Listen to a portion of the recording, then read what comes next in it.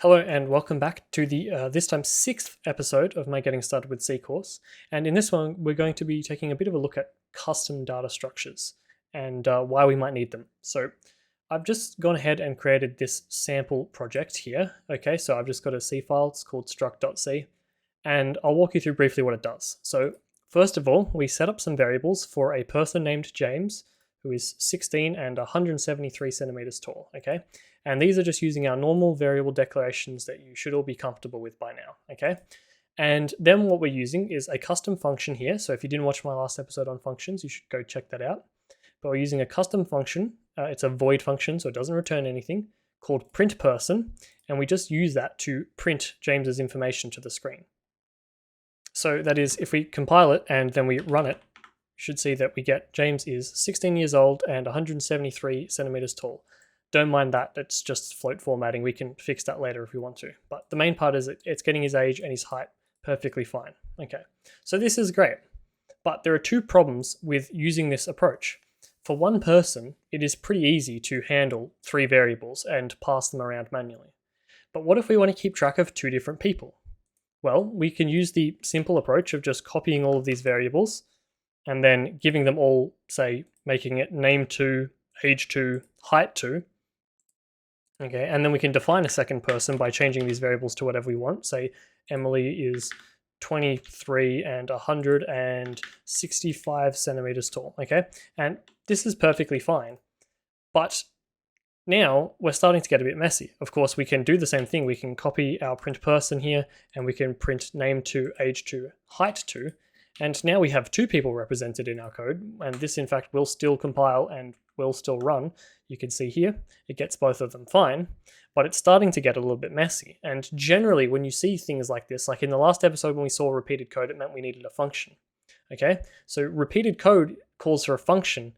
Repeated data calls for a struct. Okay, so that's a really easy way, a really good rule of thumb. If you're repeating code, you need to put it in a function.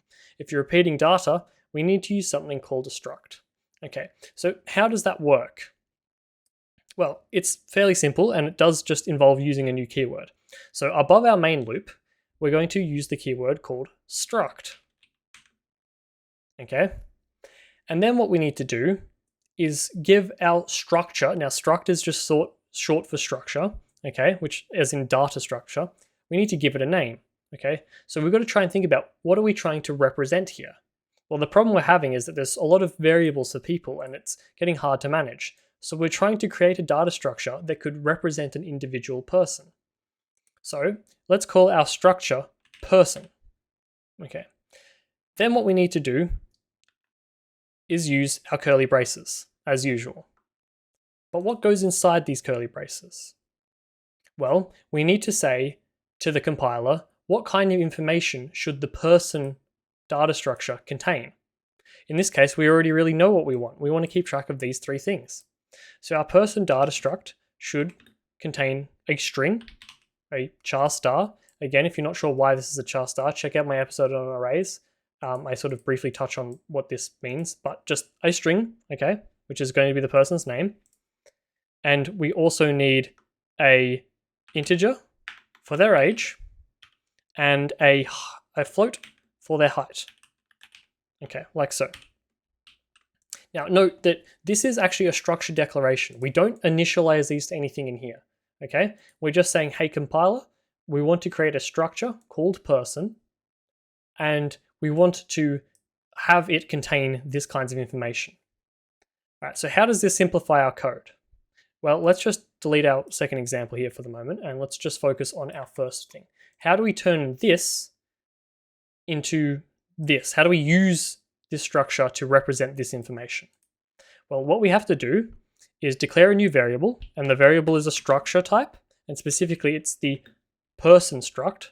So we need to declare our data type always, and you've never seen this before, but this here is actually a custom data type, and so it is 2 words, but you can think of this as one data type. Specifically, we're declaring a structure variable of type person, okay? So we need our data type, then we need the name, so let's just call this James, because he's the one we're trying to keep information about.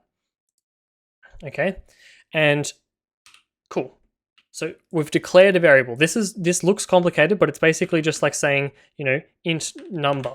Okay, it's just saying, hey, I want a variable called number, but we're not setting it equal to anything. We're just creating it. Okay, we're just getting the memory allocated. Then what we can simply do is say James dot name equals James, and we can say, oops, James, and we can also say James dot age equals 20 and James dot height equals 173. Okay, now this is a bit of a different syntax to anything we've seen before. Okay, we've never seen code, and actually you'll have an error currently because this here needs a semicolon. Actually, the end of this is a semicolon, just a key thing to keep in mind. No other time with your curly braces do you need a semicolon, but on your structure definitions, you need to finish them with a semicolon. Okay, so what has happened here? Well, now we have created a version of this data structure in memory called James, and we can set the different values stored inside the data structure by using the variable names. Okay, so now in print person, we can say James.name to get his age back, his name back, and James.age to get his age back, and James.height to get his height back. And at the moment, we haven't seen the full power of structs because it's actually slightly more complicated than what we started with.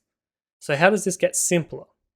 Well, because all of this information, remember the name is stored, so because this dot is saying basically get the name from inside this James structure, because this data is stored inside of James, okay, then that means that we don't have to pass everything around as individual variables anymore.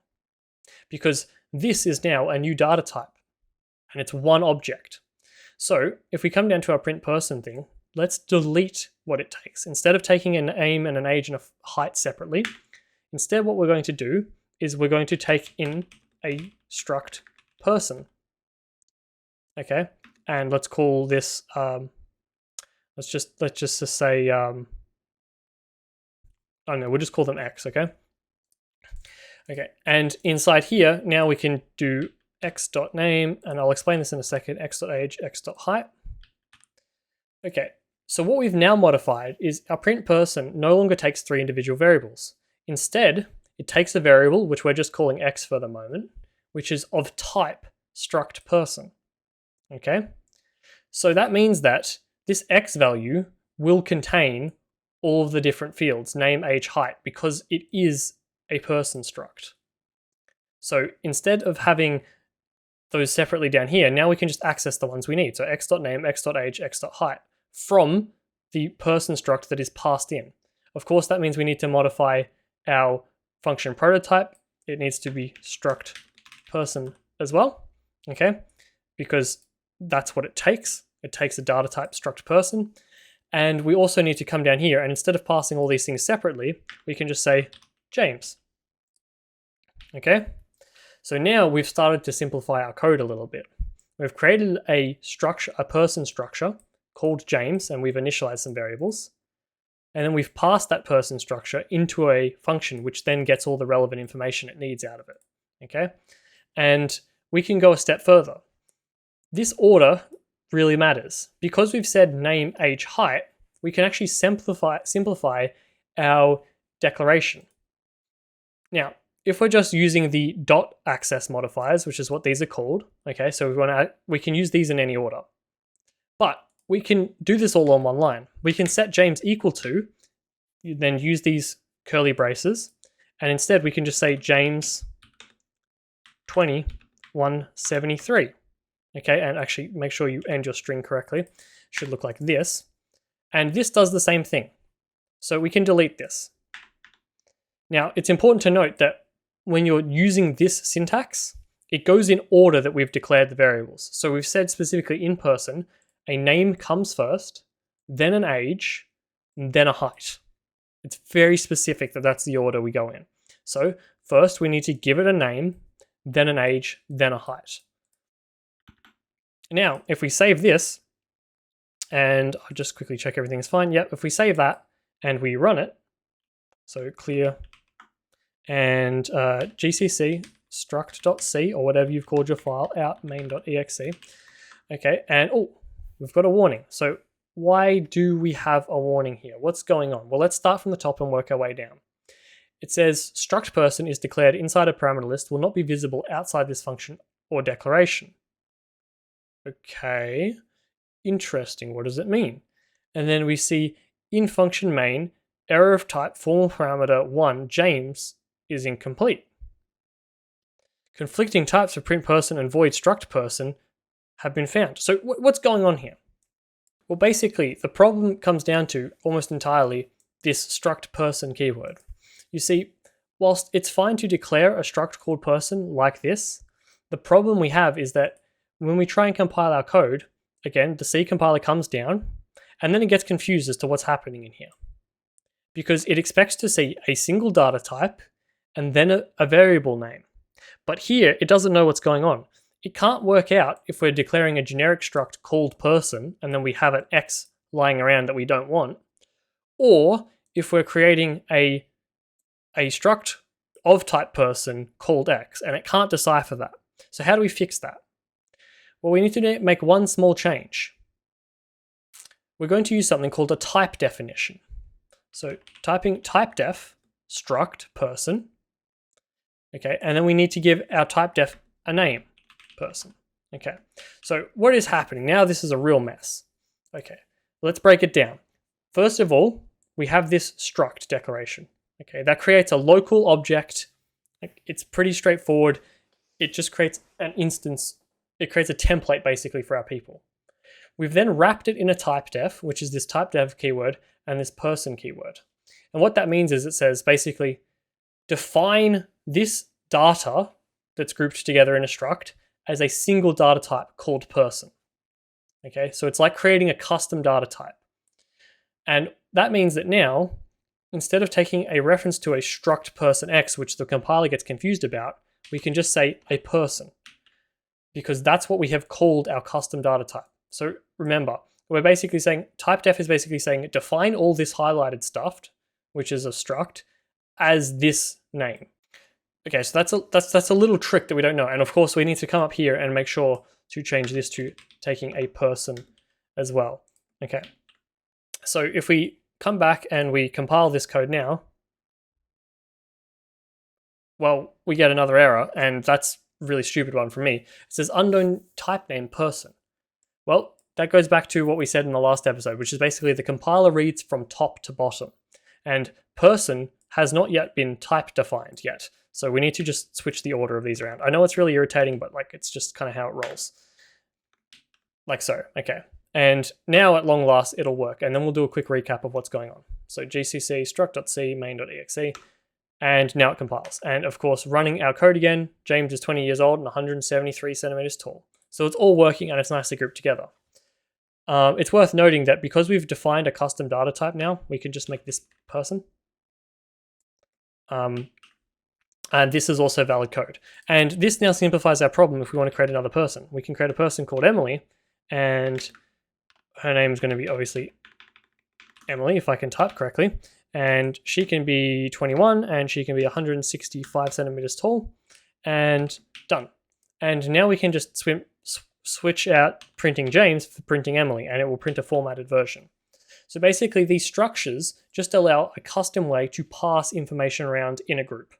So the key thing to remember is, first of all, we need to define the structure.